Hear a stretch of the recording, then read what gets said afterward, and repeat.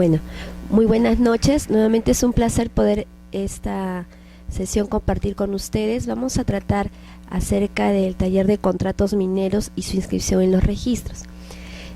Las diapositivas que hemos preparado las vamos a ir trabajando de a pocos, pero lo importante es previamente tener un marco general de lo que se trata de desarrollar todo el aspecto del Estado y la concesión, ¿sí?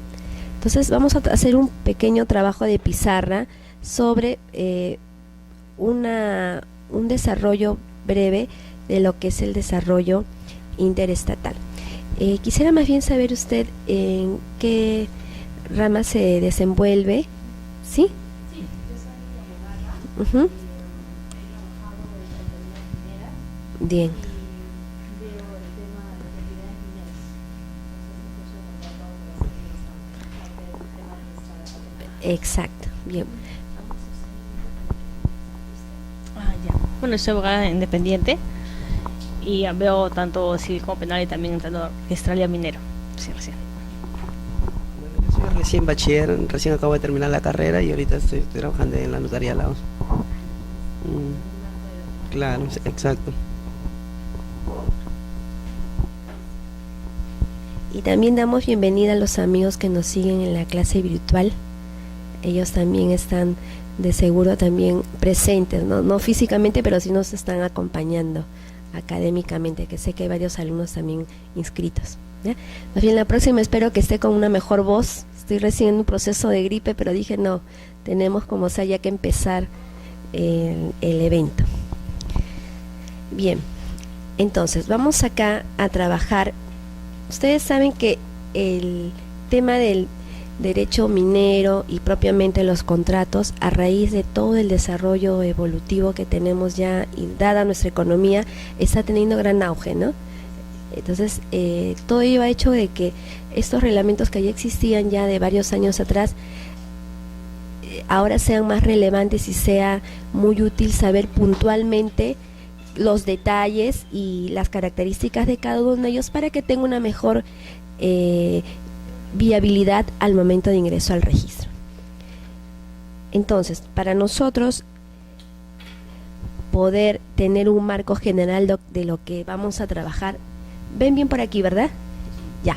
Entonces, tenemos acá el marco general, que es el Estado, y nuestros tres poderes que siempre estamos trabajando, ¿no? Nuestro poder legislativo, nuestro poder ejecutivo y nuestro poder, a ver cuál sería acá, el judicial. Pero además paralelamente tenemos lo que le conocemos como los OCAS, ¿no? Los organismos constitucionalmente autónomos. Entonces acá tenemos a los OCAS, entre ellos por ejemplo el Tribunal Constitucional, la Defensoría del Pueblo, ¿sí? El BCR y todos los que están propiamente en la Constitución determinados. Pero a la vez nuestro Estado también en su desarrollo de descentralización, ¿verdad? También tenemos por acá el tema del gobierno central, el gobierno regional y el gobierno local. Entonces, teniendo nosotros previamente una comprensión de todo el espectro del cual vamos a partir nuestra concesión, es importante saber de dónde vamos a venir, porque acuérdense que cuando se otorgan los derechos de concesión minera, no necesariamente lo realiza el MEN, sino también a veces los gobiernos regionales, a raíz de la estructura presentada aquí como actualmente es nuestro Estado. Lo mismo sucede, por ejemplo, con las concesiones para explotar servicios públicos. No siempre en la parte de concesiones para explotar, por ejemplo, energía, electricidad, sea a través de otras energías eólica, biomasa o solar, no necesariamente se da con una resolución del Ministerio de Energía y Minas, sino también lo puede dar un gobierno regional, ¿no? Y no necesariamente a través de un proceso en la cual se otorga resolución, sino a través de actas, licitaciones. Entonces es toda una complejidad de situaciones de acuerdo a qué caso concreto se va a situar la concesión, ¿sí? Si es de un proyecto de proinversión, etcétera.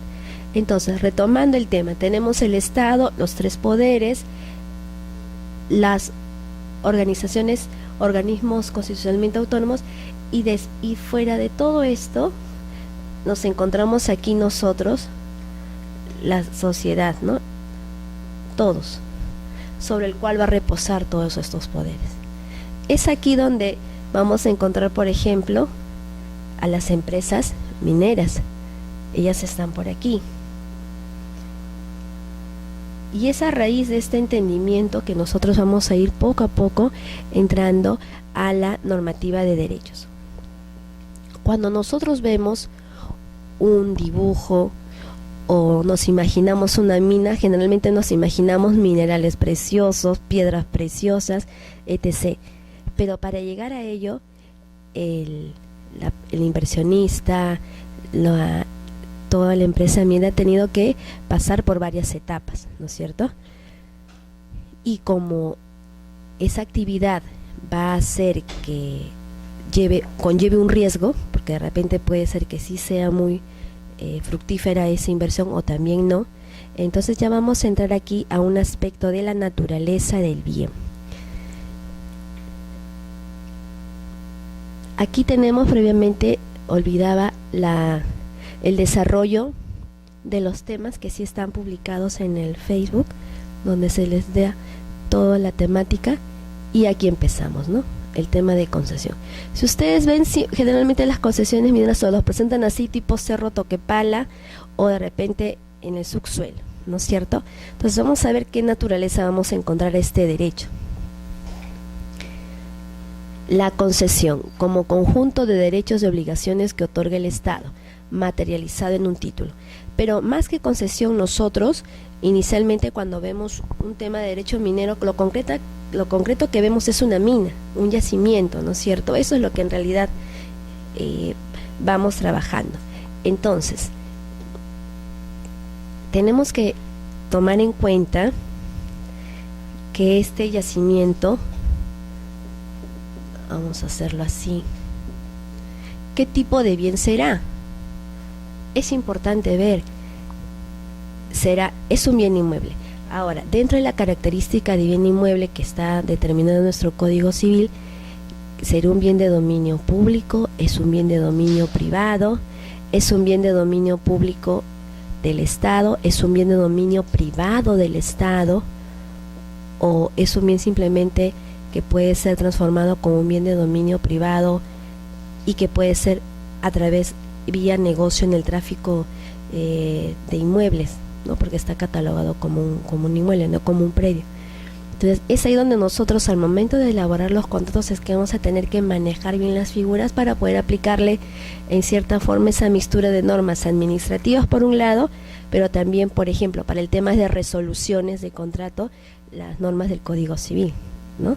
Entonces por eso es que ese es un tema bastante complejo, y cuando a veces presentan contratos se suele confundir las figuras, y a veces es por ello que no se llega a confeccionar adecuadamente el contrato materia de inscripción, ¿sí? Entonces, teniendo aquí, vamos a determinar que se trata de un bien inmueble. ¿En cuál de estas nos quedamos? ¿Bien de dominio público o es un bien de dominio privado?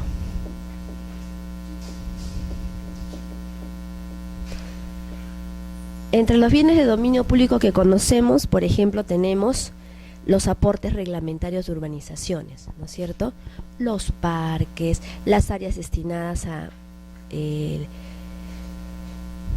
por ejemplo, para el Ministerio de Educación, para colegios, ¿sí? Las vías, las pistas. Por ejemplo, tenemos también museos, tenemos los hospitales públicos, ¿sí? Y todo aquello que sirva para el uso público o para el servicio público. Por ejemplo, las vías férreas también son un tipo de bien de dominio público, porque es utilizado para tránsito de trenes, ¿sí? Sí. ejemplo, el tema de las carreteras o los accesos que justamente son los necesarios para llegar a la concesión minera o a la mina, es un bien de dominio público, pero ¿quién es la persona encargada de ejecutar ese acto? ¿Es el mismo particular? ¿Es el Estado? La construcción de las carreteras en zonas remotas, exactamente. En temas de inversión, por ejemplo, nosotros sabemos que para que se construya y se desarrolle todo el tema de infraestructura, necesita pasar por toda su aprobación estatal, ¿no? Todos los parámetros que esté presupuestado, que la licitación. Yo entiendo que en caso concreto de las minas, sería iluso esperar a que el Estado construya esos puentes o accesos. En este caso, creo que quien va a tener que hacerlo por la celeridad y por la utilidad que le va a demandar, estaría a cargo de la minera, de la empresa. Claro, pero el tema es acá, si tenemos, por ejemplo, a ver, este derecho de paso, ¿no es cierto? Inicialmente estaría de acceso para esa concesionaria, pero lo que hay que cuidar es que si es, de hecho, que va a estar sobre qué predio, sobre qué áreas, tendría que estar sobre un bien también de dominio público, sobre un área que no sea de propiedad privada. Entonces, si es así, al momento de construir, lógicamente que también implícitamente va a ser de utilidad pública. O sea, tampoco podría decir por ser concesionaria minera va a poder ir sobre el predio de un agricultor y atravesar. Para eso tienen otras opciones, que es el derecho de paso de servidumbre, que es diferente, ¿no? Sí, sería una alternativa, pero en cada caso concreto, lo que sí es actual, que a raíz de todo el tema de el trabajo social que hacen las empresas mineras, ellos tienen, ¿no?, bueno, esa obligación de realizar en el entorno de las empresas obras de desarrollo social, ¿no?, sea o mejoramiento, por ejemplo, en salud, también construcciones de hospitales, de repente pistas principales, acceso de agua potable, etcétera, ¿no? Pero es para el entorno. Pero si de repente la mina está en este lado y no hay nada de acceso, y ellos necesitan su carretera para que transiten sus tractores, sus carros orugas, todos sus bienes muebles, entonces sí va a requerir una pavimentación de repente regular, ¿no? Pero lo tendría que hacer.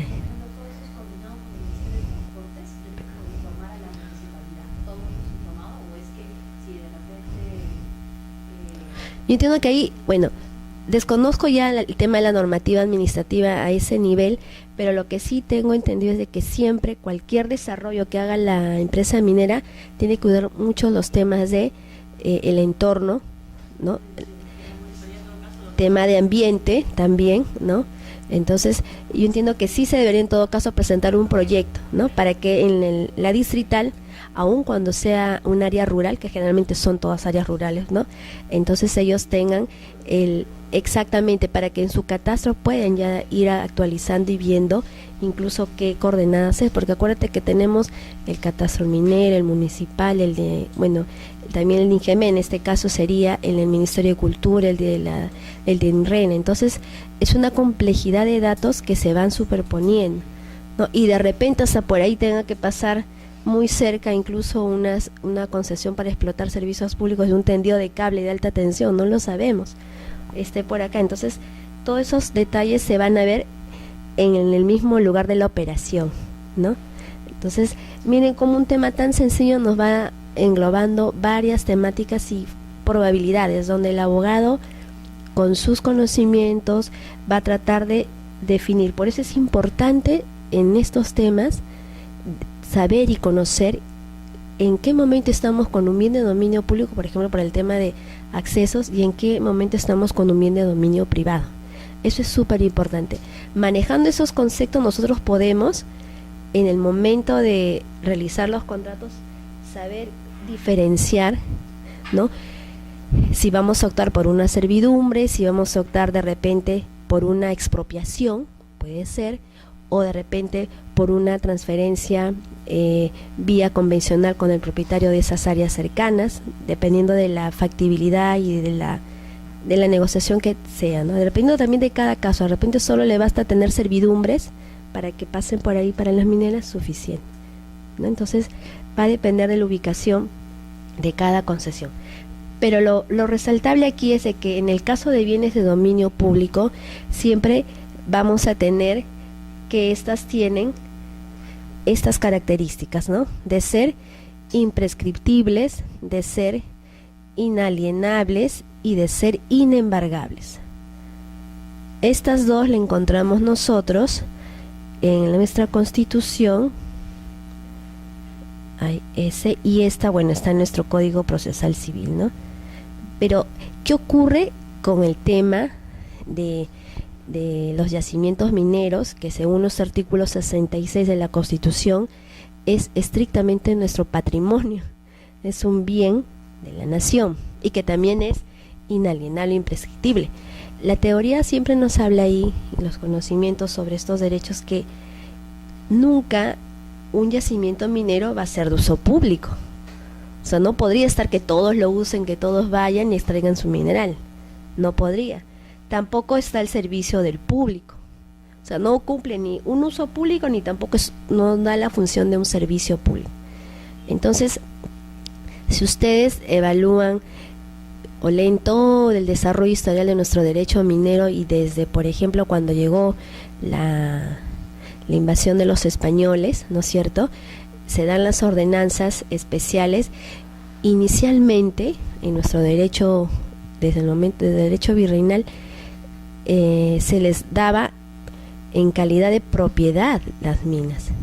Entonces eran como predios, ¿no? Se le transfería totalmente y esa persona lo podría dar mediante testamento. Por eso es que antiguamente esas minas eran transferidas de generación en generación, porque era de la familia.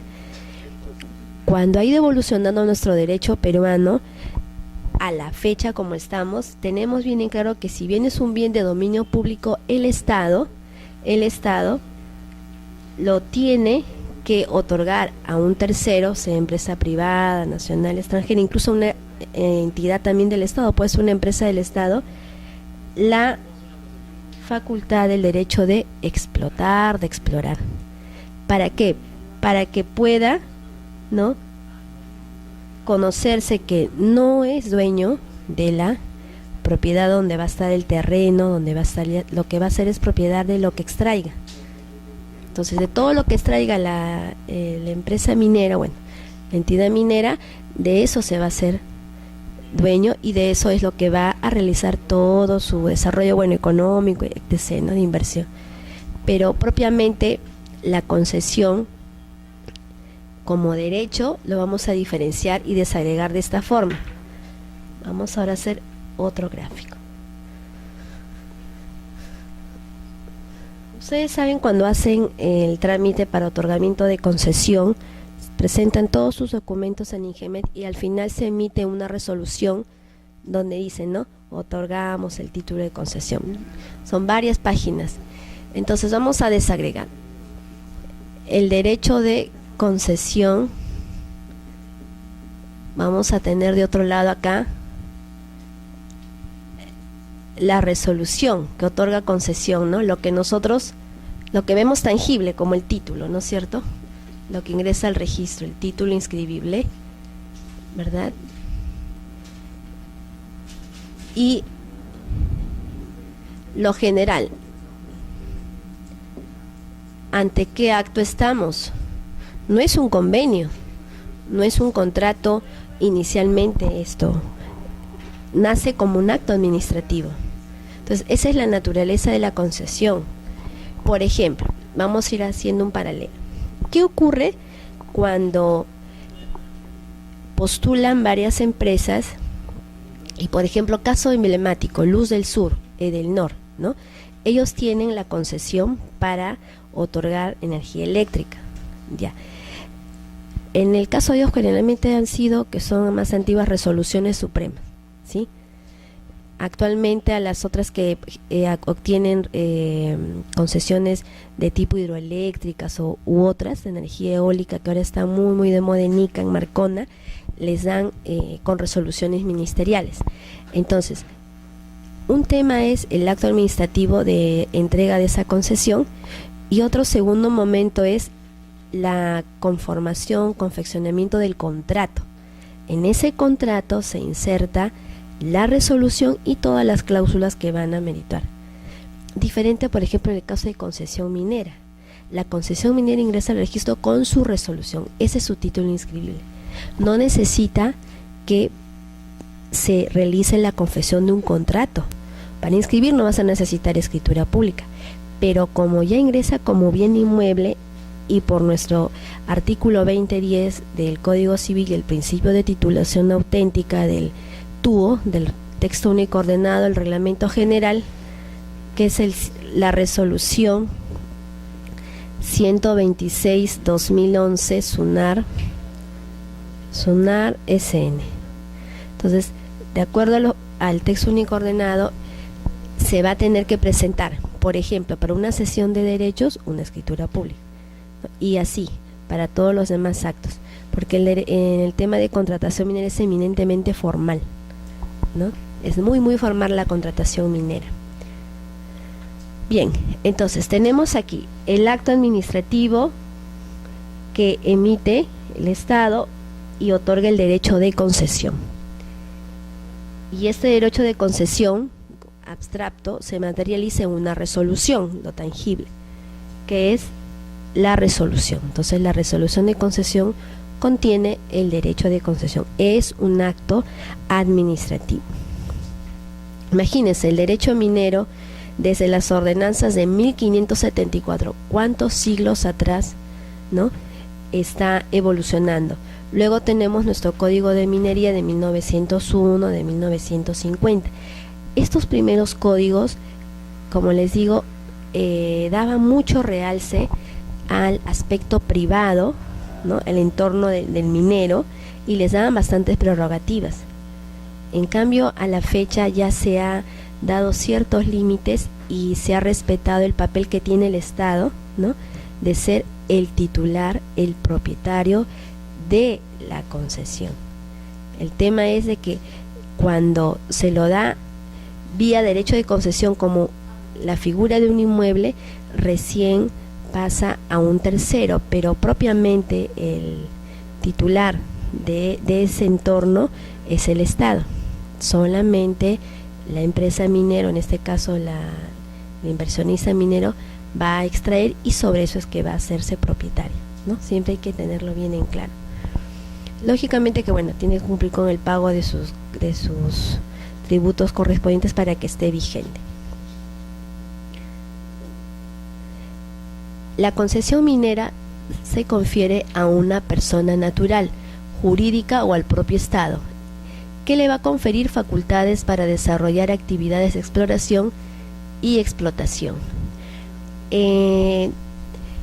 La exploración se da, por ejemplo, por 5 años, ¿no?, para que pueda evaluar, verificar qué probabilidades hay en esa área de que pueda haber minerales. Pero en caso de la explotación sabemos que es indefinida. En realidad, algunos le dicen perpetua, pero es perpetua en tanto cumpla con todas sus responsabilidades como minero, ¿no?, y no vaya a haber algún tema de abandono o algún tema especial que el Estado haga que se deje sin efecto ese derecho. Sí. Sí. Sí.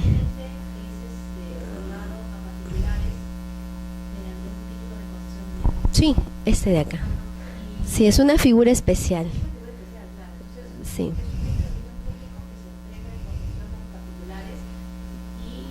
Porque no cumple las dos características de ser un uso público, ni tampoco cumple la otra función de ser para un servicio público. Por ejemplo, si nosotros leemos la ley 29151, que es la ley de la SBN, ¿no?, ahí y en su reglamento, el decreto supremo 007-2008 vivienda, ahí están plenamente detallados qué bienes son de dominio público y qué bienes son de dominio privado. Hay una relación. ¿Ah? la concesión, no, he visto minas, yacimientos, pero no dice como concesión minera, no me acuerdo haberlo leído así. Pero acá lo vamos a buscar, ¿ya? Podemos ahorita ver. Porque lo que pasa es que en la Constitución, en el artículo 66, dice clarísimo, entonces está considerado como un bien de dominio público, es un bien de dominio público. Pero el Estado, con su poder, ¿no?, de administrador de todos sus bienes, se lo da a un particular o también a él mismo a través de su empresa para que pueda realizar la explotación y la exploración, en el entendido que ese yacimiento minero no va a ser de uso público ni tampoco va a ser para servicio público. O sea, no podíamos los 4 ir y de frente explotarlo porque no va a ser para uso público. ¿Cuál es la figura que más o menos nos podría hacer entender eso? Por ejemplo, cuando en Lima Metropolitana tenemos un parque, ¿no es cierto?, que en una habilitación, para entender bien cómo se transforma un bien de dominio público en bien de dominio privado. Por ejemplo, supongamos que esta es una urbanización donde tenemos lotecitos, manzanas, ¿no? Manzanas. Por acá tenemos un parque. Por acá tenemos otra área destinada a una posta médica, acá más manzanas. Y aquí de repente tenemos otro aporte para otro uso. Pero ¿qué sucede si este parque ya no funciona como parque? Ya no lo usan como parque, en realidad es una posta médica. O sea, ya no lo administra la municipalidad distrital, sino quien ejerce la actividad pública para el servicio de los ciudadanos es el MINSA, el Ministerio de Salud. Entonces, no obstante que en la partida registral está este predio como parque, porque es un aporte reglamentario, y al ser un aporte reglamentario es un bien de dominio público, que no puede ser vendido, no puede ser transferido, no entra al negocio inmobiliario, ¿no? Entonces, ¿qué alternativa tiene el Estado? En el artículo 43 del reglamento de la ley 29151 dice desafectación. Entonces, ahí clarísimo dice, cuando un bien de dominio público pierde la calidad de uso público, de servicio público, ya no tiene su utilidad o cambia, ¿no?, a otro tipo de servicio, se puede hacer la desafectación. Entonces, ¿qué figura? Porque acuérdate que nadie así nada más puede transformar un aporte en una habilitación urbana, es casi inmodificable, pero hay situaciones que lo ameritan. Entonces, ¿qué se ha hecho? Por ejemplo, este parquecito de aquí, ¿no?, como pertenecía a la distrital, cuando es la distrital la titular de un parque, entonces, ¿quién desafecta? Mediante una ordenanza, la Municipalidad Metropolitana de Lima es la única en el caso de parques. Entonces, la Municipalidad Metropolitana desafectó este parque y la norma te dice que cuando se desafecta, interinamente pasa a nombre del Estado.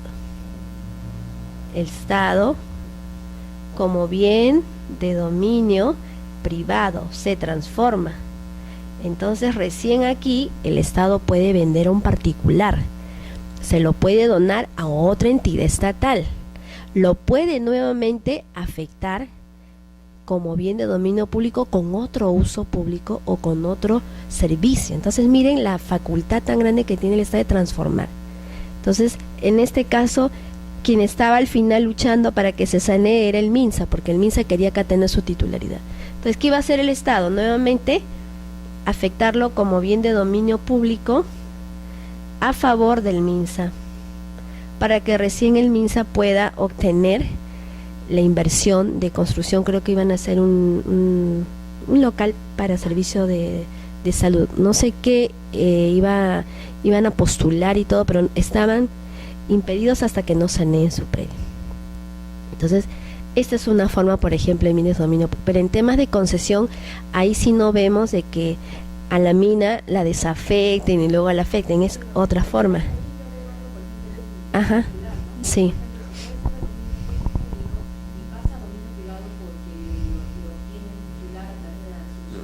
Ajá.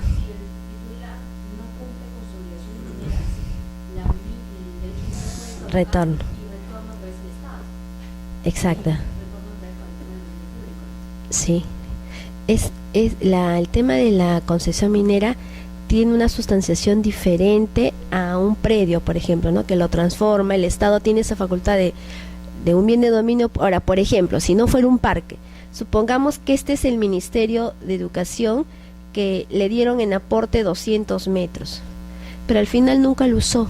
Entonces, como no lo usó, ellos mismos le dicen al SBN, por favor, desafecte este pedo porque el Ministerio de Educación no lo está administrando, determínelo para otro uso.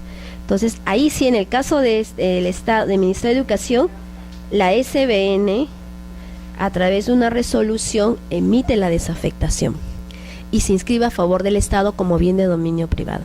Ya el Estado, con su facultad, puede transformarlo nuevamente a bien de dominio público, porque también ellos afectan como bien, le dan esa característica. Sí.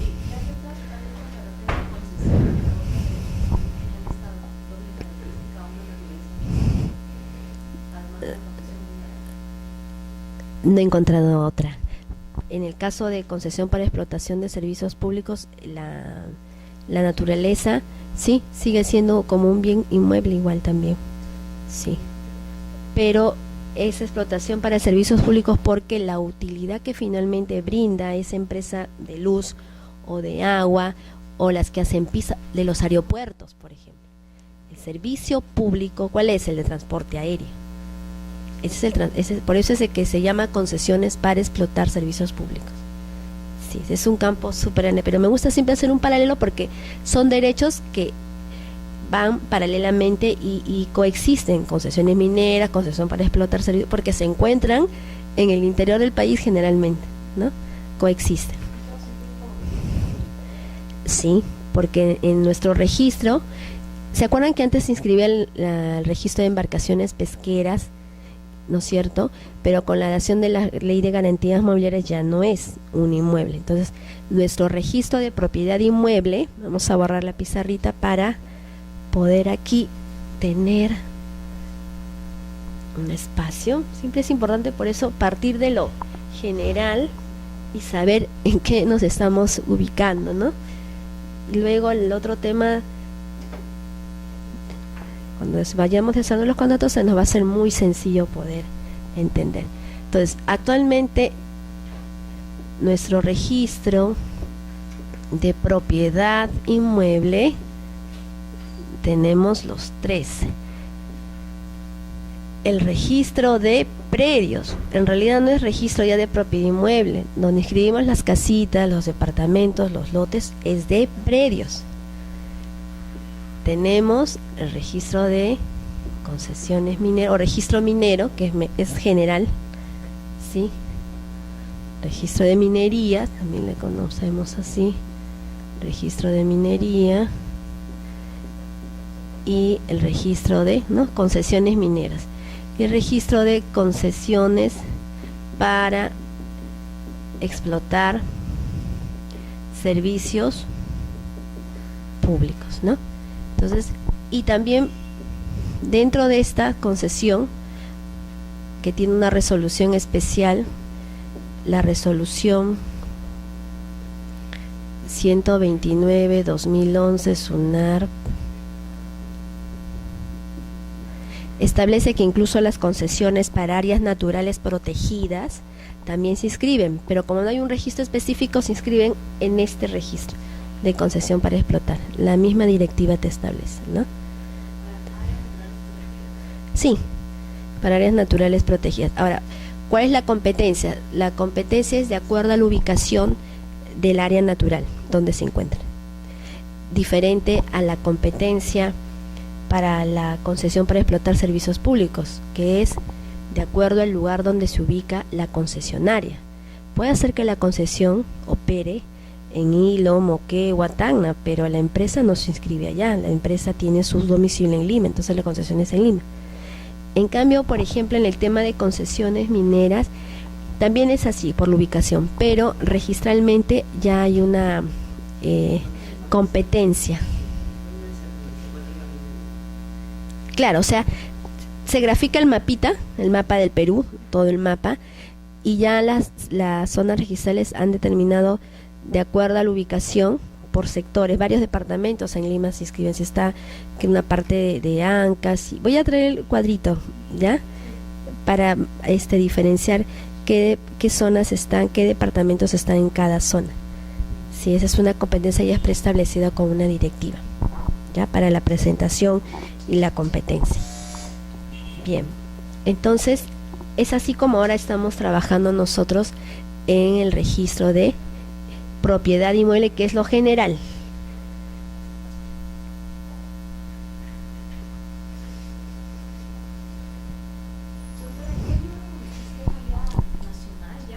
Hay un sistema nacional de interconectado de toda la información registral. Ya se maneja en todos los ámbitos, en todas las regiones. ¿Te refieres al tema de publicidad? Sí, por ejemplo, hay varios servicios. En el tema de publicidad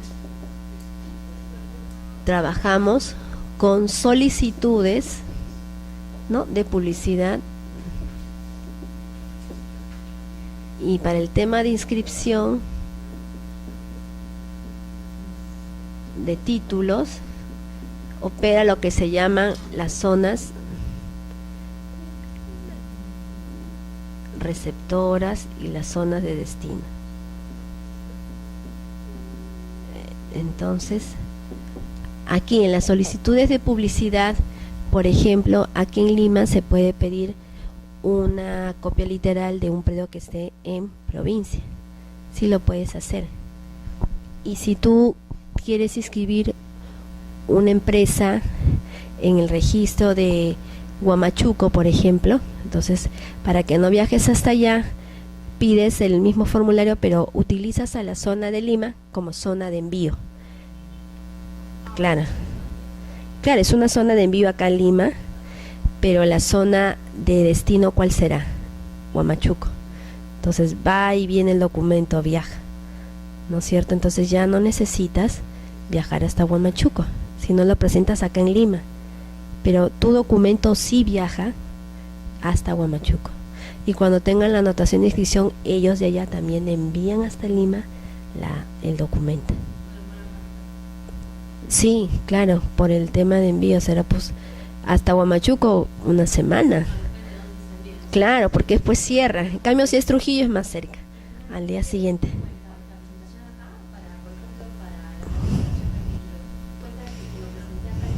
Sí, para ese caso no hay un plus de prórroga. ¿Por qué?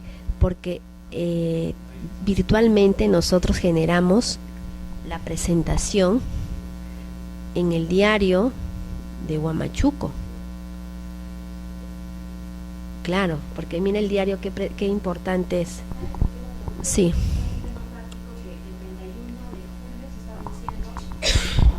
El 31 de julio se me está venciendo un contrato de cesión minera y quiero renovarlo, y justamente está con el tema de si viajo el primero a Huancayo a presentarlo, obviamente para ahorrarme esa semana de calificación, ¿no?, en que llega hasta allá el título, pero me daría mucha tranquilidad que de repente lo pueda presentar el 1 de agosto acá en Lima, y que igual por más de que se demore una semana más en calificarse, igual si es procedente esa calificación, me lo computen desde el 1 de agosto que lo presenté acá, ¿no? Es como si lo hubiera presentado en Lima o lo hubiera viajado y lo hubiera presentado en provincia, ¿no?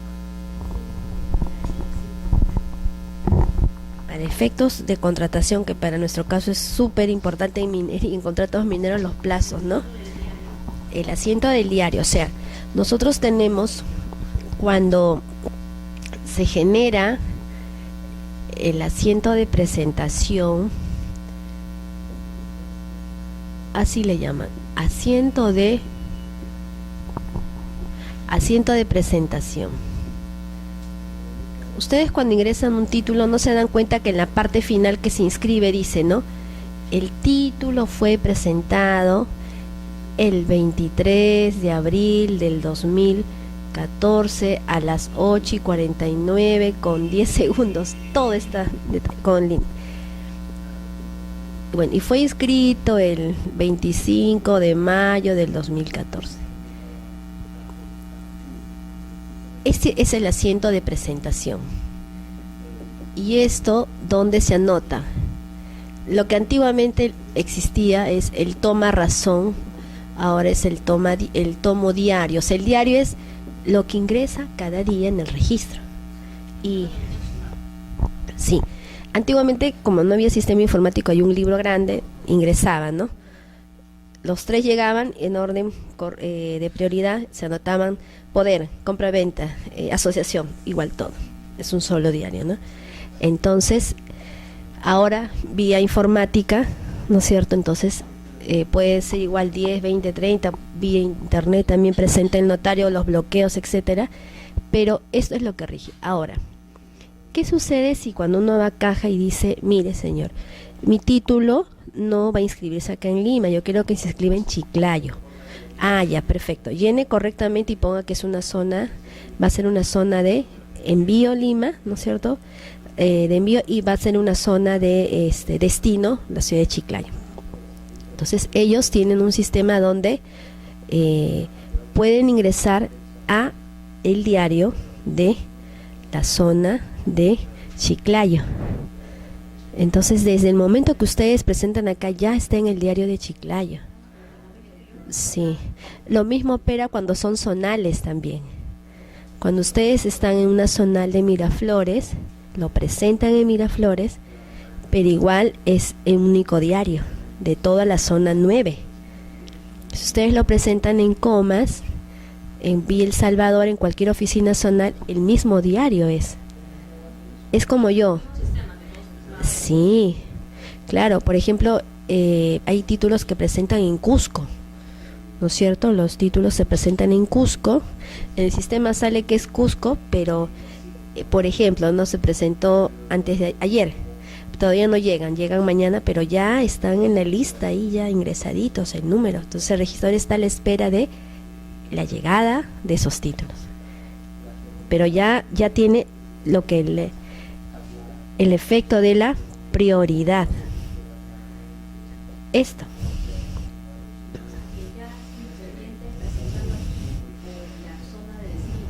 Sí. Se le da el número de título. Aparte también tienen, si ustedes dan una notita al costado, hoja de envío, documento, un código adicional, que es para temas, bueno, no sé, económicos, de caja, de la zona que recibe. Pero tienen su número de título, tienen su número.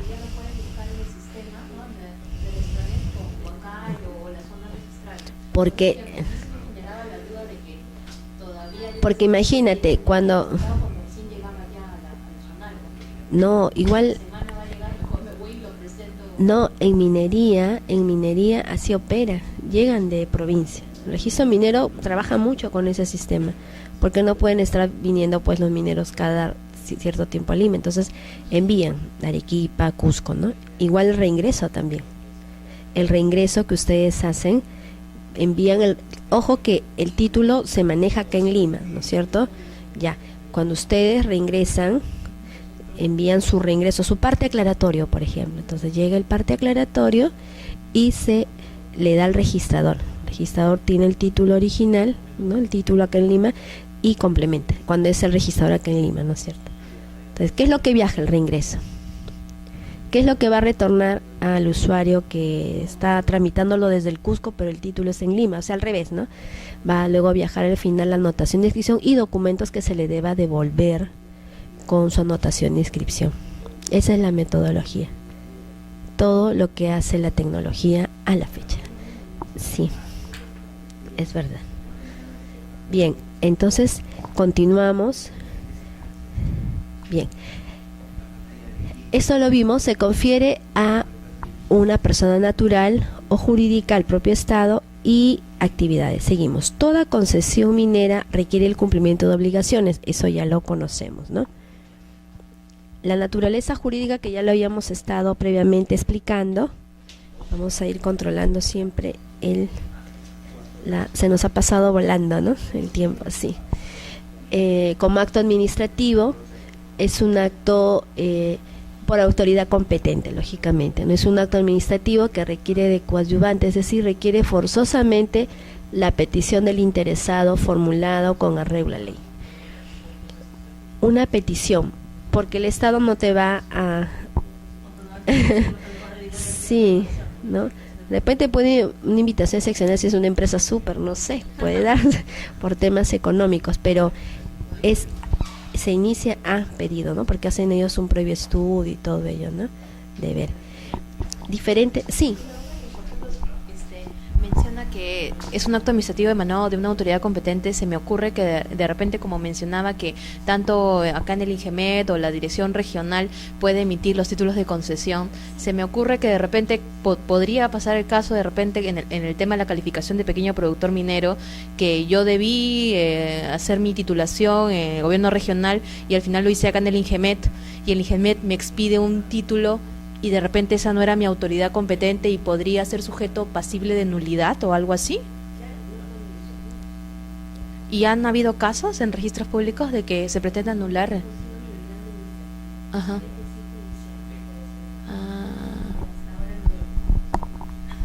Hasta ahora no he conocido nulidad administrativa, pero puedo indagar si es que últimamente ha podido haber, ¿no? Pero de hecho que si es un acto administrativo se somete a nuestra legislación, que es la 27444. Es así, y esa norma, que justo acá he traído un pedacito de ella, tiene igual, bueno, toda la temática de lo que es sus características y las causales de su nulidad, que justo si vamos a los requisitos de validez te dicen, ¿no? Tiene que ser por un órgano competente. Si no es el órgano competente va a adolecer de nulidad. Tiene que tener un objeto contenido, su finalidad, su motivación y procedimiento. Si incumple cualquiera de esos requisitos de validez que está en el artículo 3 de la 27444, 3 veces 4, entonces va a ser pasible de nulidad. Acá dice, es válido el acto administrativo dictado conforme al ordenamiento. Ahora, todo acto administrativo se considera válido en tanto su pretendida nulidad no sea declarada por autoridad administrativa o jurisdiccional, ¿ves? O sea, judicial sí he visto. Y de repente...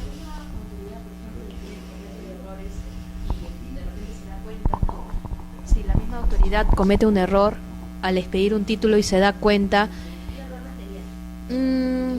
claro, lo puede...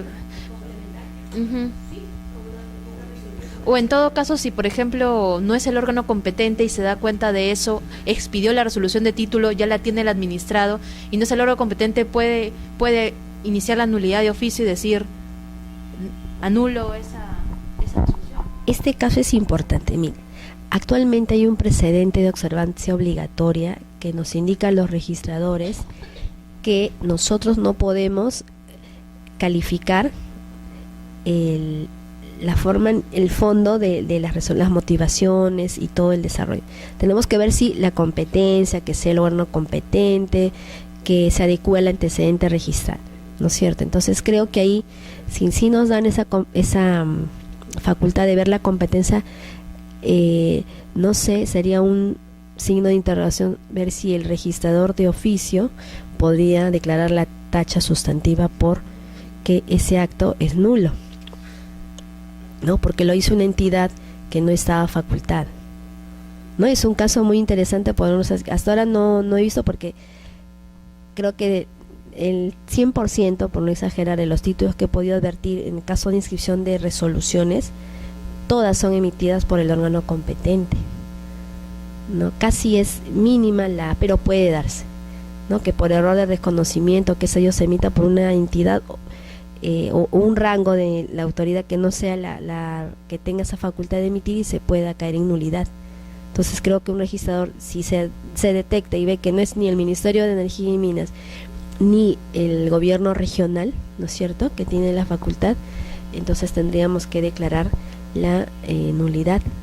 Pero ojo que miren, hay una presunción de la validez. O sea, eso también el registrador estaría un poco en esa disyuntiva. Si nos dicen, ¿no?, todo acto administrativo se considera válido en tanto su pretendida nulidad no sea declarada por autoridad administrativa o jurisdiccional. Entonces, yo no tengo competencia en el ámbito registral para que declaren la nulidad de un acto. O sea, no operaría en todo caso, aun cuando sé que no es el competente. Lo que sí de repente podía hacer es tacharlo, observarlo, o hasta tacharlo para declarar, pero yo no podría anular eso, o sea, no, nosotros no podíamos hacer. Sería una declaración como poner una protección de que esa resolución no acceda a la inscripción porque no es un documento idóneo, ¿no? Creo que podría caber las dos posibilidades, o una tacha o una observación. Pero si ya nosotros advertimos que no es competente, así 100% seguros, nosotros no le podemos declarar la nulidad, pero nosotros sí podríamos tachar el título aduciendo que no era la autoridad competente. Y ya, bueno, tendrán que realizar la nulidad, etc., ¿no? Sí, cabría. Corresponde minería, hay varios precedentes de observancia obligatoria. Lo que he encontrado han sido resoluciones emblemáticas que ayudan a la calificación. Justo ahora en la parte final voy a actualizar, si es que nuevamente otro recuerdo, porque son como 61 páginas de precedentes, que incluso las podemos bajar también del mismo intranet. No, de todos los registros. Sí, pero son las humillas. Son las humillas, ajá, sí. Pero sí ahí he traído resoluciones, pero creo que no están como precedentes. Pero sí hay varias resoluciones. O sea, hay resoluciones del tribunal que ahí he puesto algunas, unos ejemplos nada más, no todos. Lo que más hay es, por ejemplo, en temas de poderes, de asambleas, asociaciones, de predios. Sí. De concesiones, por ejemplo, para explotar servicios públicos no he visto tampoco. Pero sí hay muchísimas resoluciones por temas de cesión en uso, temas de contenido del contrato de explotación, sí hay varias resoluciones del tribunal, sí. Bien, entonces, hasta acá podemos advertir que este tema del acto administrativo se condice con el precedente actual que tenemos sobre actos administrativos, ¿sí? En eso sí hay un precedente determinado. El titular de la concesión minera no es propietario del yacimiento. El dominio siempre reside en el Estado. Ya hemos aclarado que la calidad de ese bien sería un bien de dominio público. Pero ojo, el bien donde reposa, ¿no es cierto?, el yacimiento, pero el derecho de concesión, o sea, ese inmueble, ese reconocimiento abstracto de la concesión minera, sí es embargable porque es como un inmueble. Por eso es que hay resoluciones judiciales que llegan, ¿no? Demandas, hay medidas de no innovar, innovativas, es una variedad de procesos judiciales en los cuales se ven inmersos las concesiones, sí. Entonces, hay que por eso diferenciar, no confundir. Si acá me dicen que el dominio siempre reside en el Estado, entonces es inembargable, no, porque se desagrega, ¿no? En dos, es como tener, creo, un cuerpo y un alma, algo así, ¿no es cierto? Sí, exacto. Pero el yacimiento es de propiedad del Estado, pero el derecho de concesión como título, ¿no?, como acto administrativo, ese sí es el que va a ser un inmueble abstracto, sí va a ser materia de embargo y va a ingresar al tráfico inmobiliario. De ahí la contratación minera, ¿no es cierto? Sí. Es un inmueble de acuerdo al artículo 9 del TUO de la Ley General de Minería y de acuerdo al Código Civil. Es un bien jurídico registrable. La concesión minera es divisible, se puede acumular y se puede transferir. Esto sí lo sabemos. Por ejemplo, en el tema de concesiones mineras, en cuanto, por ejemplo, a acumulaciones, a veces, por ejemplo, ahora están por cuadrículas, ¿no es cierto? Entonces, quieren ampliar, se hace una resolución y bueno, se amplía toda esa área. Pero, por ejemplo, en el caso de concesiones para explotar servicios públicos, no he visto que exista esa opción de acumulación de concesiones para explotar, porque son otros derechos que de repente tienen otra finalidad, ¿no? No es la de como este caso de esa explotación y obtención de esa riqueza para luego, bueno, vender, qué sé yo. No hay ahí, por ejemplo, acumulación.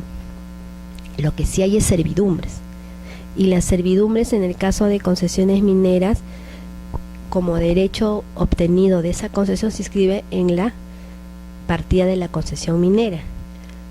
Paralelamente, en el registro de predios se puede también registrar como una carga la servidumbre, pero como un derecho real que gane el titular de esa concesión.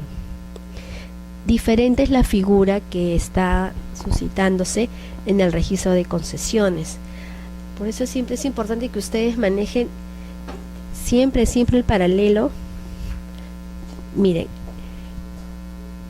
en el tema de concesiones para explotar servicios públicos,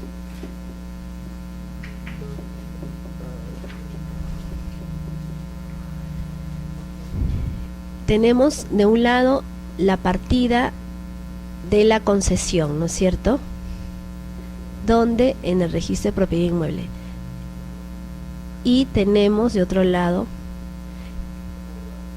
aquí que puede ser mediante un contrato, la servidumbre, o mediante resolución ministerial. Entonces, si ustedes leen el peruano, interdiariamente salen, bueno, hace el 95, más ha sido la abogada hasta el 99, 2000, otorgamientos de servidumbres para concesiones eléctricas. Sí, entonces, de ocupación, de tránsito. Entonces, esas servidumbres se inscribían en el registro de concesión, pero como se ha visto la necesidad que también se inscriben predios para físicamente delinear sobre dónde recae. Imagínense, son kilómetros de kilómetros. Entonces, ¿qué sobre predios? Entonces, ¿qué ha suscitado? Que a raíz de, bueno, ya anteriormente también había otra resolución, pero es con esta, la que anteriormente les he dicho, esta sí es SUNAT, Superintendencia Adjunta, es SA. Esta fue publicado el 29 de diciembre del 2011. Ya. Entonces, paralelamente acá tenemos que presentar memoria descriptiva y planos en coordenadas geodésicas, ¿no?, las coordenadas UTM, para poder determinar respecto de qué parte del predio es. Entonces, imaginemos que fácticamente todo esto sea el área de soporte de la concesión, ¿no? Todas esas son el ámbito de la concesión para explotar servicios públicos, de acá. Entonces, solamente sobre este predio va a pasar, y sobre esta partecita nada más se va a inscribir la servidumbre. Entonces, la competencia que nos dan a los registradores actuales es la competencia a nivel nacional. El registrador de Lima, de la concesión de Lima, tiene competencia para inscribir la servidumbre, hacer una correlación en las partidas de todo el Perú. Es una competencia especial, que no es igual a la competencia para concesiones mineras, es diferente. Entonces, si la concesión está en Lima, por ejemplo, la concesión para explotar servicios públicos, pero esta es una hidroeléctrica que opera en Arequipa, el predio está en Arequipa, entonces el registrador tiene competencia para ingresar al registro de predios de Arequipa y anotar la servidumbre en los predios que estén implicados en Arequipa. Sí, hay competencia nacional solo para servidumbres. Entonces yo no necesito ahí que el usuario presente otro título en Arequipa. Con el mismo título de Lima se hace a la vez dos: anoto mi servidumbre en mi partida de concesiones de Lima y correlación en todas las que están de predios de todo el Perú. Sí, todo tipo de servidumbres, puede ser sobre el suelo, subsuelo, todo tipo de servidumbres en general.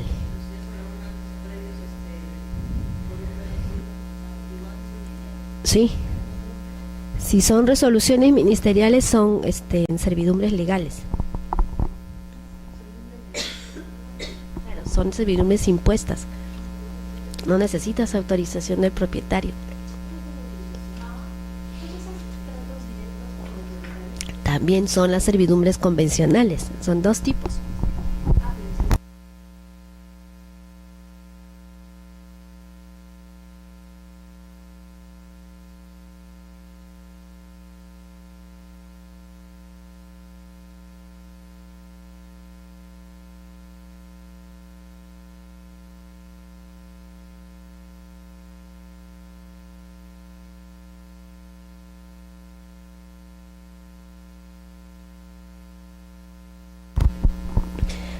Cuando nosotros tenemos servidumbres a favor de concesiones para explotar servicios públicos, va a depender si es que es emitido por una resolución ministerial como imposición, es una servidumbre de carácter legal, que el Código Civil lo reconoce. Entonces, se va a afectar. Pero también puede caber la posibilidad que el titular de ese predio rural, por ejemplo, convenga con el titular de la concesión y diga, ya, perfecto, voy a dejar que tú pases por este camino, que es de mi propiedad, una parte de mi predio, pero necesito que me des una compensación. Y puede ser, sí, puede ser a título oneroso o gratuito. De repente le digan, no, puedes pasar, ¿sí? ¿Qué pasaría, por ejemplo, si es una servidumbre legal dada por una resolución ministerial y estamos hablando de terrenos de comunidades campesinas, que también, pese a que son inembargables y todo, inafectables y todo eso, ¿sí? Las comunidades también suelen celebrar servidumbres convencionales, lo hacen, pero en el caso que sean legales, estas tienen que ir por esos predios. ¿Por qué? Porque tiene supremacía el servicio público, porque estas concesiones no son para temas privados, estas concesiones brindan un servicio público, porque el Estado deja ese papel que él tiene, por ejemplo, de dar electricidad a los pueblos y se lo da a un tercero para que lo haga, ¿no? Lógicamente ellos tienen un plus, una utilidad, pero el tema es de que la finalidad de esa concesión es dar un servicio público a la comunidad. Entonces, eso va a tener mayor peso como derecho, como función pública, ¿sí?, sobre la propiedad privada. En el derecho de la concesión minera, me parece que ahí falta un poco todavía trabajar más ese tema, ¿no? Sí se dan las servidumbres, pero de repente necesitamos tener normas más detalladas, más concretas, para que, así como en las concesiones para explotar servicios públicos se ha dado un paso con esos tipos de servidumbres, se pueda hacer más concreto. Claro, se puedan anotar, además en el registro de concesiones mineras, en el registro de predios. Lo de la competencia sí es un tema ya de organización registral, ¿no? Pero creo que por tema de repente de mejor administración se podría bien anotar en cada registro, ¿no? Porque ahí tienen su catastro. Sí, en las concesiones mineras también se escriben las servidumbres en las partidas, pero solamente tienes el derecho ganado y dices servidumbre de paso sobre tal inmueble, ¿no es cierto? Pero en el predio no hay anotaciones, no necesariamente en el predio queda anotado un aviso, una anotación en la claro, lo ideal no se hace anotaciones cruzadas.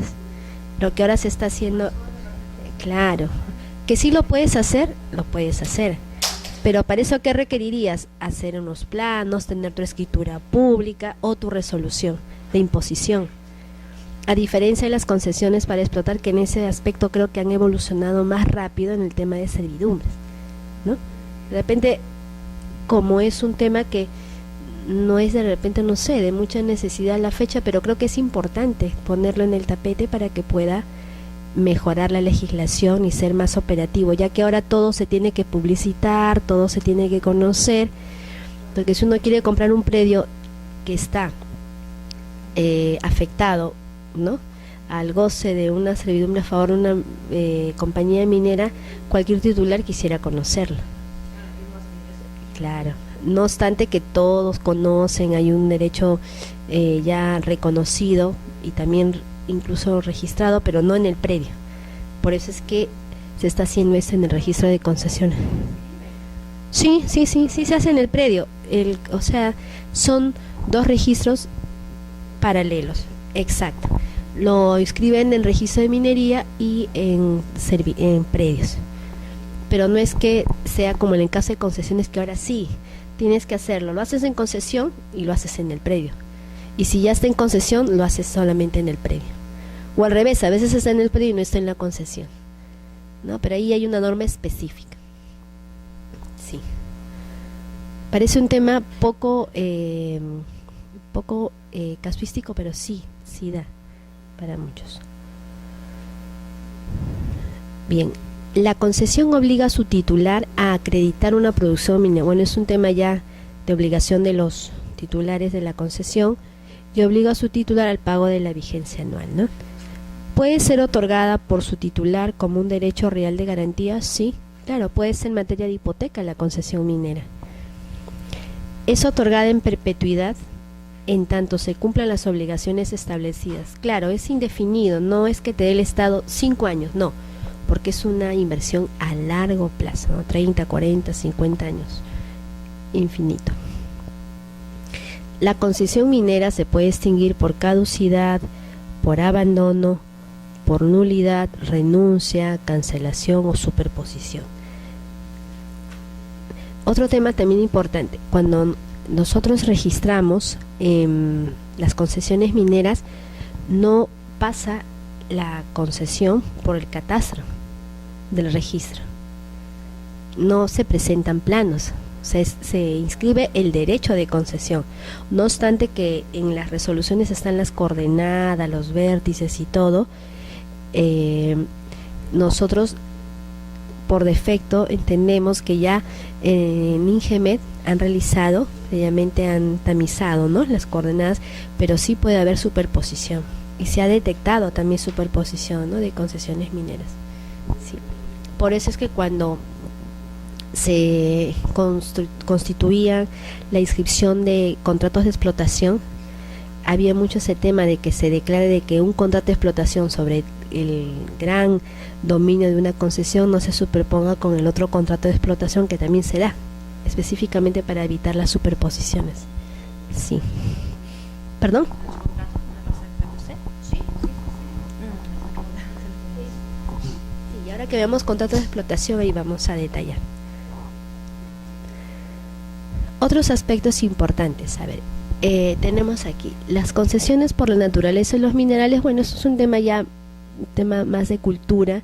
Metálicos, no metálicos, por la forma de los yacimientos, en forma de mantos o capas, vetas o formaciones irregulares, y por los métodos de explotación de superficie o subterráneo, ¿no? Es un tema ya propiamente técnico, pero que siempre nos ayuda para poder entender en los contratos.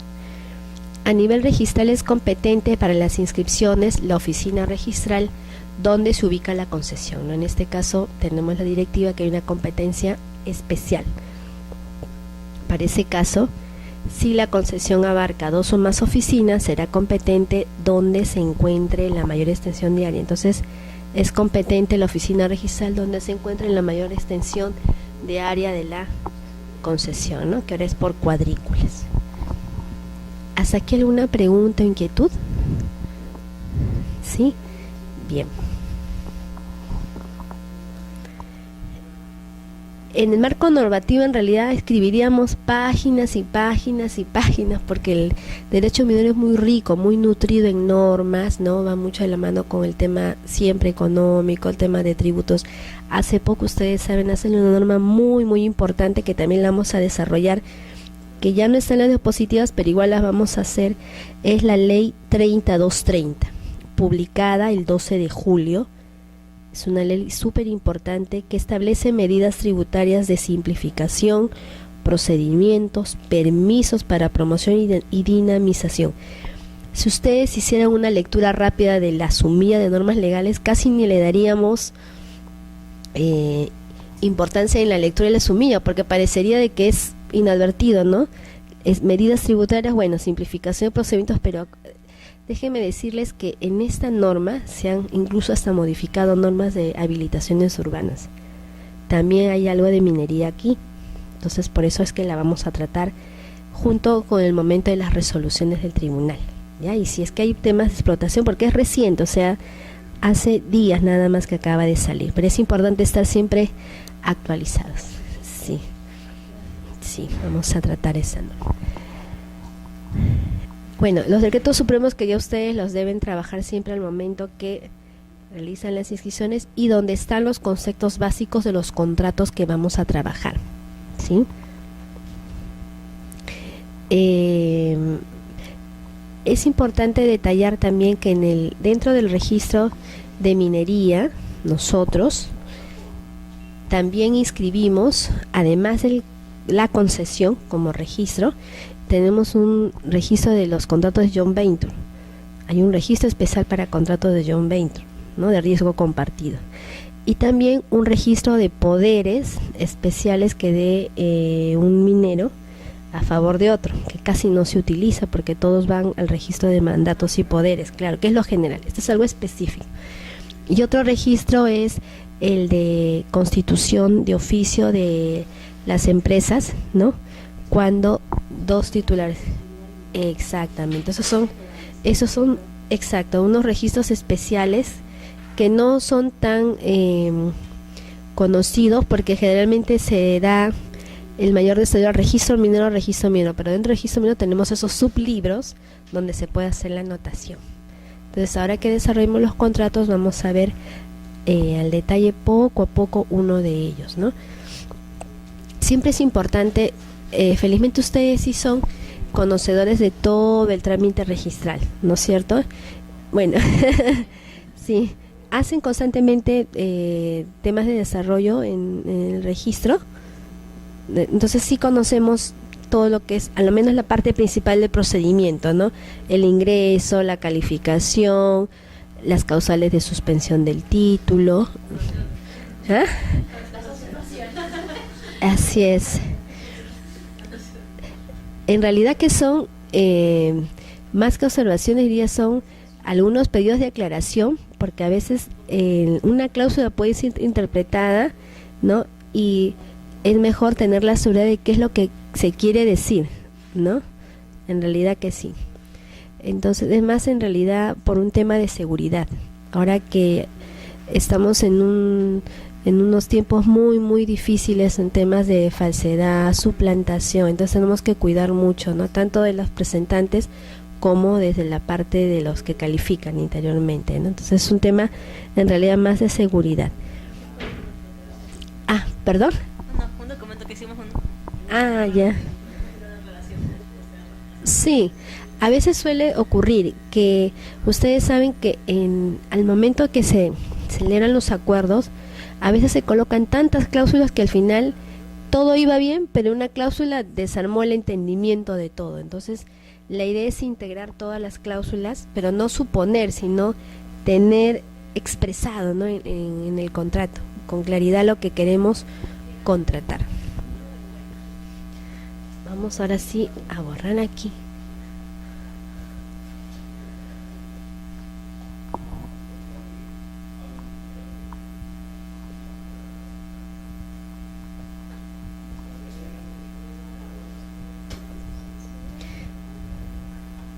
Entonces vamos a poner acá. Entonces, a ver, ahora ya estamos en el momento donde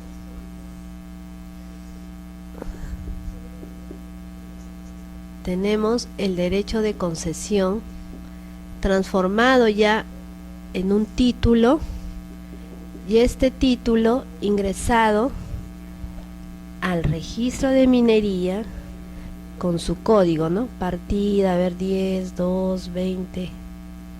Porque acuérdense que antes el registro de minería no estaba en el registro no era parte de la SUNAR, ¿no es cierto? No era parte de la SUNAR. Recién, si no es mala mi memoria, en mayo del 2004, si no es mala mi memoria, recién se ha fusionado, claro.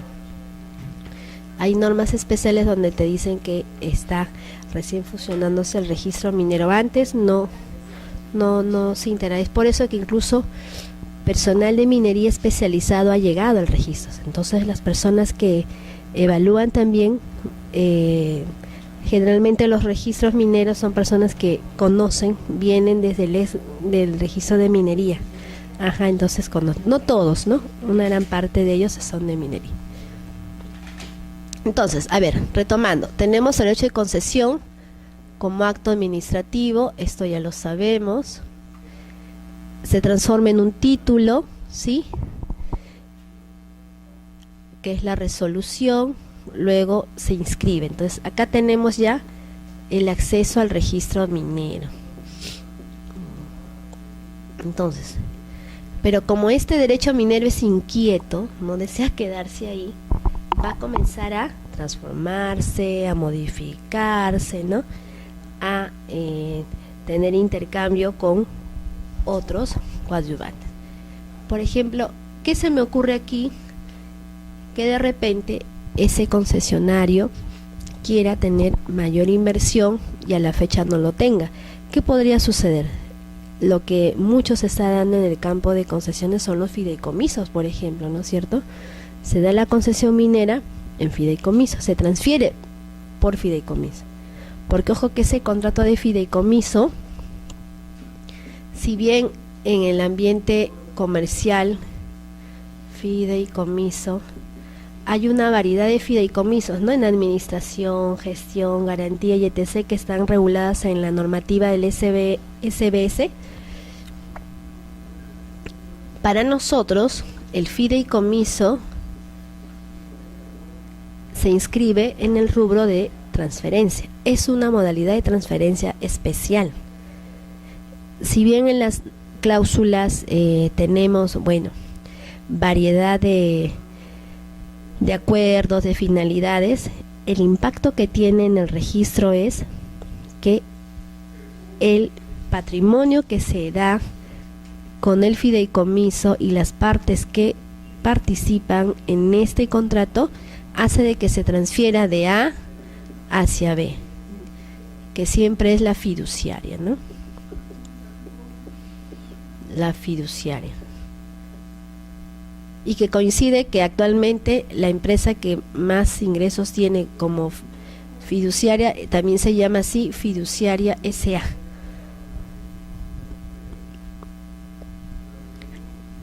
Por poner un ejemplo. Queremos transferir. Usamos nuestra concesión minera.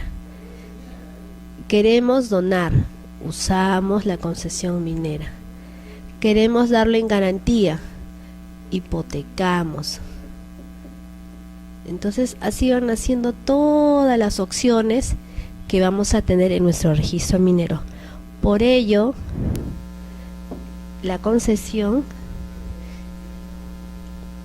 pasa de ser de un acto administrativo, ¿no?, regulado por la 27444, a regirse por las normas del Código Civil para temas de contratación. Hubo una vez una aplicación que se hizo en un tema de resolución, de acuerdo de contrato, y se le estuvo aplicando no adecuadamente la notificación vía la 27444. Entonces salió una resolución indicando, ¿no?, de que no se podía aplicar esas normas porque se regía no por el derecho administrativo, sino por temas del derecho civil. Más bien tenía que aplicar las normas del CPC, del Código Procesal Civil, ¿no? Entonces, por eso es importante ya de acá desvincularnos con el tema del derecho administrativo cuando estamos haciendo nuestra contratación, porque ahí sí, por ejemplo, en un caso de transferencia se coloca el precio de transferencia, que el monto esté cancelado, ¿sí?, y ingresa sencillamente al registro. Pero cuando se hace complicado, cuando en las cláusulas, por ejemplo, indican que el saldo de precios será pagado con colocan, ¿no?, con la ganancia de las toneladas, y bueno, es un enredo de textos que de repente sí es la voluntad fidedigna de las partes, pero no se aterriza en una decisión final si se canceló o no se canceló. Y de ahí viene el tema que si no se aclara se va a constituir la hipoteca legal. Entonces, como es un tema netamente también minero que viene de ganancias, utilidades y etc., entonces de repente ahí es una labor muy sutil, muy delicada del abogado de tratar de un poco compatibilizar eso, ¿no? Y al final darle una definición. Yo justamente tengo un caso práctico de ese tema, que en realidad se quiere hacer esta transferencia de la concesión minera, pero el adquirente le está prometiendo al vendedor que si de repente mañana más adelante, cuando venda una serie de proyectos incluida esa concesión minera, si vende ese proyecto minero va a darle un plus, claro, un pago adicional, ¿no? Una suma importante, una cantidad importante. Entonces justamente esa era mi duda de colocarlo o no en el contrato, porque si no, como usted dice, de repente va a entenderse como un saldo de precio y no, la transferencia igual no va a estar perfeccionada, ¿no? Claro, yo entiendo que aquí hay que tomar en cuenta dos aspectos, ¿no? El primero es de la transferencia vía cualquier forma de contrato. Estamos hablando de una transferencia onerosa, ¿no es cierto? Onerosa, ya. Entonces, ubicar el bien que sea por el sujeto facultado,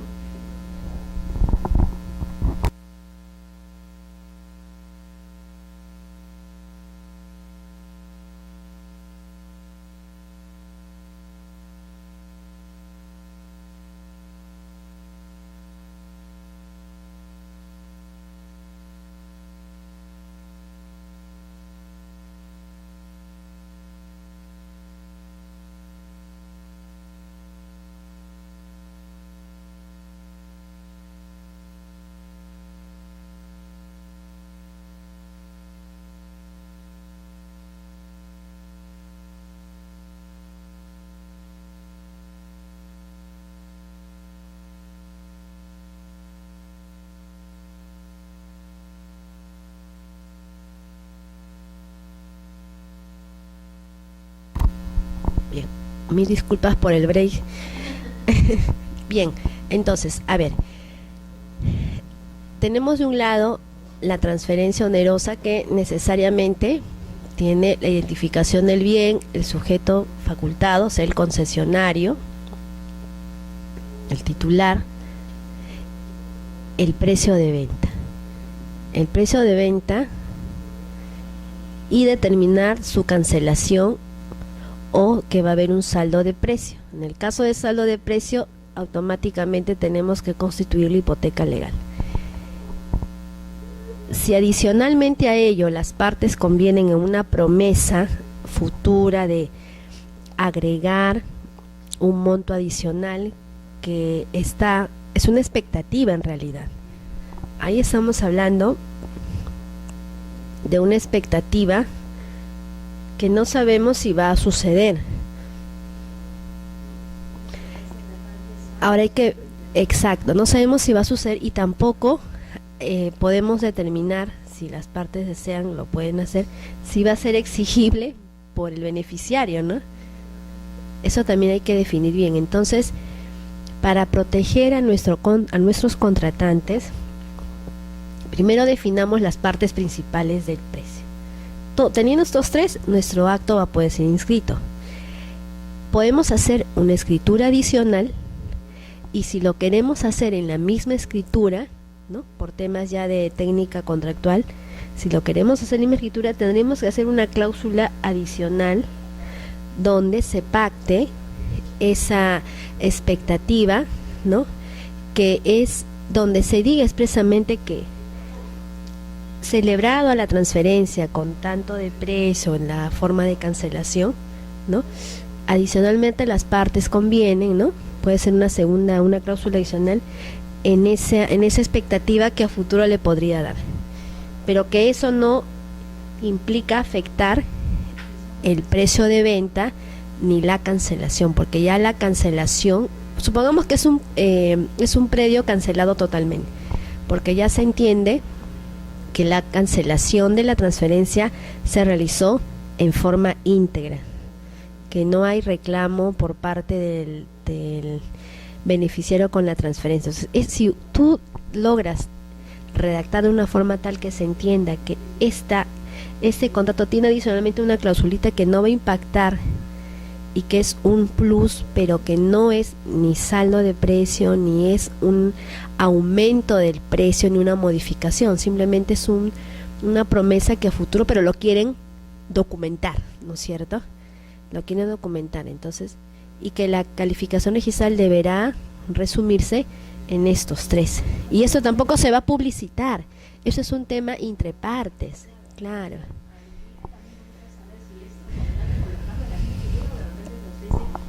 Colocarlo de repente en una declaración de compromiso o algo a paralelo, ¿no?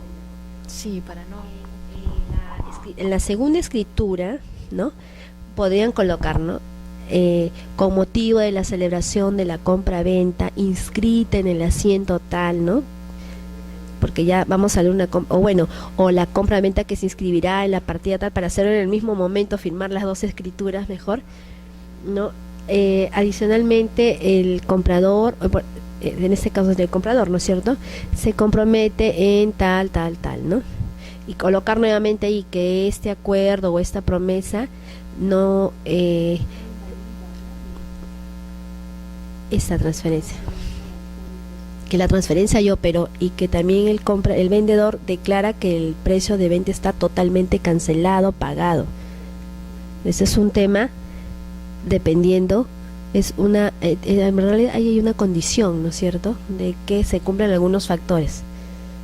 Sí, entonces sí, la idea es acomodar la necesidad de las partes al documento, pero tienes respaldado también la voluntad materializada en un instrumento público, ¿no? Eso es importantísimo, por supuesto.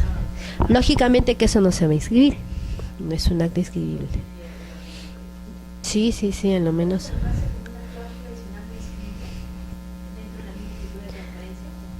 Le puedes colocar como una cláusula, pero en la introducción de la cláusula adicional tienes que precisar claramente que las partes han decidido incorporar esa cláusula, no obstante, no forma parte de la transferencia del objeto principal, ¿no es cierto? Que ¿cuál es el objeto? ¿Cuál es la razón de ser de esa minuta? La compra-venta, la transferencia del derecho minero. Pero adicionalmente le estás agregando un dato que no implica en los acuerdos de precio de venta, forma de cancelación, ni nada de estos bienes, ¿no? Pero que ha motivado, ¿no?, que adicionalmente le doy. Sí, son casos que se dan en la realidad, entonces hay que tratar de protegerlos, ¿no?, de todo lo que es la documentación pública. Otro tema también muy importante es determinar con claridad en los contratos las causales de resoluciones. A veces dejamos abiertas las posibilidades, y cuando nosotros queremos hacer uso de nuestras causales de resolución nos encontramos con las dificultades para poder operar, ¿no? Entonces ese es otro detalle también que debemos tener en cuenta, de determinar las causales de resolución. Y también saber manejar en todas las cláusulas la misma denominación de la figura de contrato que estamos pactando, porque suele ocurrir que empiezan como cesión en uso, luego como afectación en uso y luego como otra figura más. Entonces ser coherentes en la redacción, ¿no? Si es cesión de uso, todo lo que es normativa de cesión en uso hasta el final, ¿no? Si es usufructo, todo lo que es usufructo hasta el final. Y si, por ejemplo, deseas hacer una cláusula adicional, ser bastante detallista en colocar, ¿no? Necesita las partes adicionalmente, convienen tal, pero saber desligarnos, ¿no? Si es que a lo menos queremos incorporar en la misma cláusula, eso es importante detallar.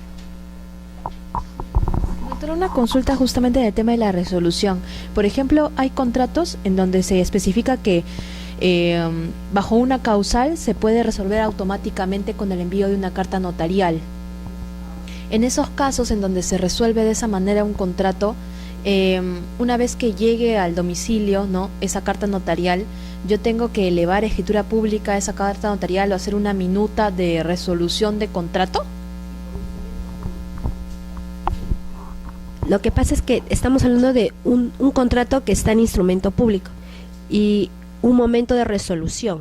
Entonces no podíamos resolver por formalidad este contrato que está por escritura pública solo con una carta. Entonces necesitaríamos darle primero la figura, la forma de un instrumento público, insertando la carta.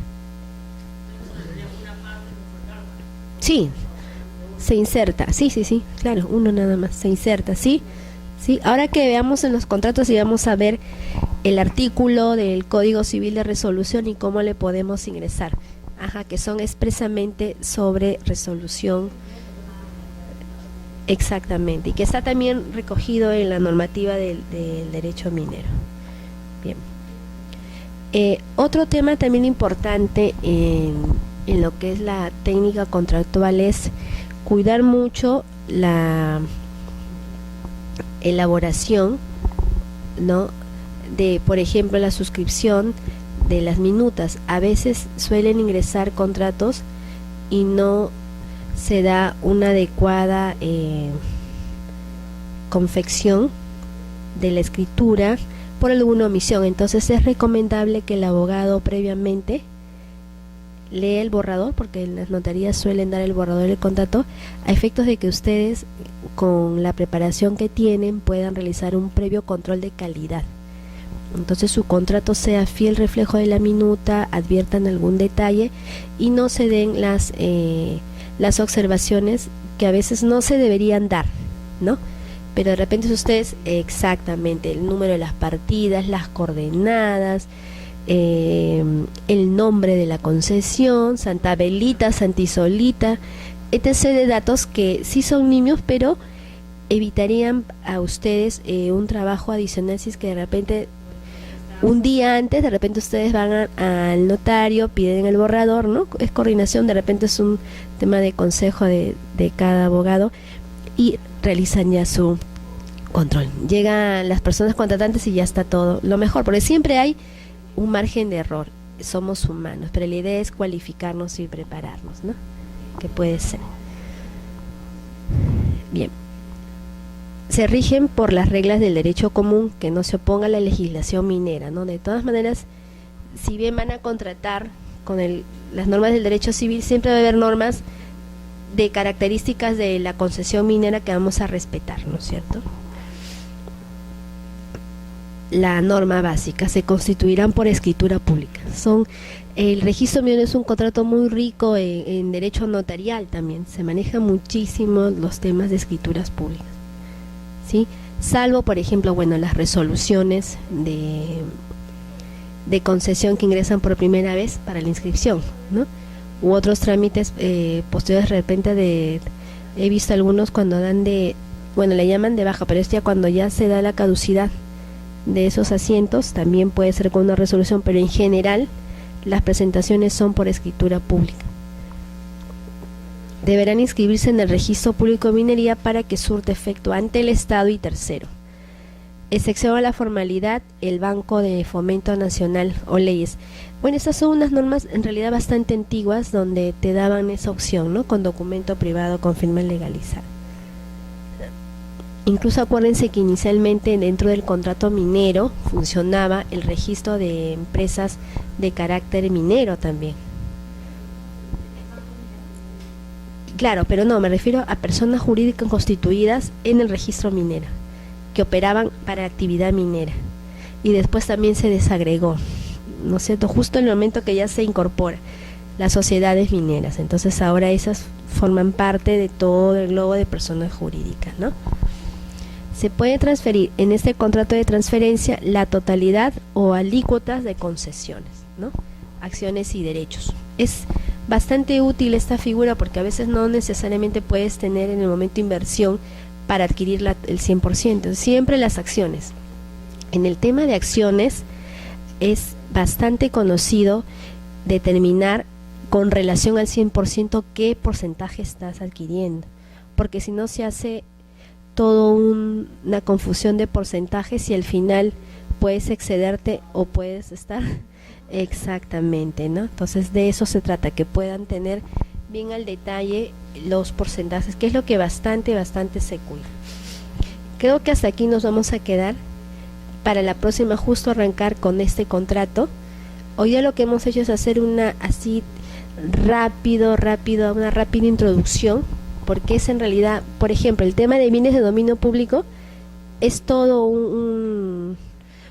una sesión mínimo de a ver cuántas horas, 4, 8 horas, 10 horas, ¿no? Porque hay pues actos y contratos. Pero hemos tratado de dar unos tips para poder ver qué conceptos debemos manejar para el tema de contratación. ¿Ya? Entonces la próxima seguimos con los contratos. ¿Ya? Muchas gracias. Nos vemos.